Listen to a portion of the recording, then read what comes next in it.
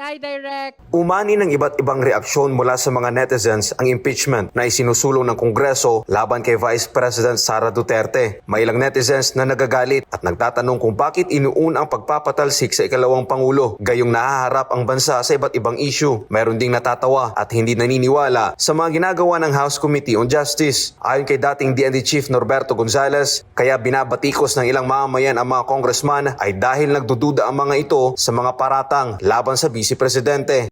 Hindi ko babanggitin ang pangalan pero yung mga nagdadala na accusations, kaduda-duda Duda ang mga pinanggagalingan ng impormasyon. Kaya halatang-halata naman natin na set up lang yan. Ayon pa kay Gonzales, malinaw umano na nais patalsikin ang Vice Presidente dahil sa takot na manalo ito sa susunod na halalan, lalo na't nagpahayag na si VP Sara na tatakbo siya sa 2028 elections.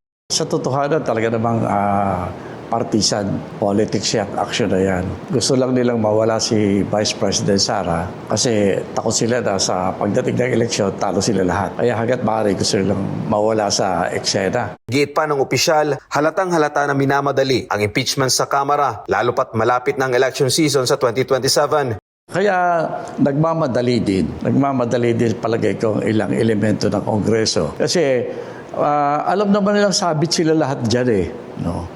Kaya hanggat maaari, ayaw na lang magkaroon ng gobyerno na uungkatin ito mga nangyayari at yung nakikita ng taong bayan sa kasalukuyan. Ayaw nilang mangyari yan. Kaya hanggat maaari, kaya nga mainit yung impeachment. Narito naman ang mensahe ni Gonzales sa mga mambabatas. Halata na kanilang maniobra. Kaya siguro kung talagang gusto nilang medyo lumambot ang puso ng mga kababayan natin tungkol sa mga kasalanan ginawa nila, magtrabaho sila ng tama. Alam mo, nasa krisis ang bayan Para sa Diyos sa Pilipinas, kung mahal Almar Forzuelo, SMNI News.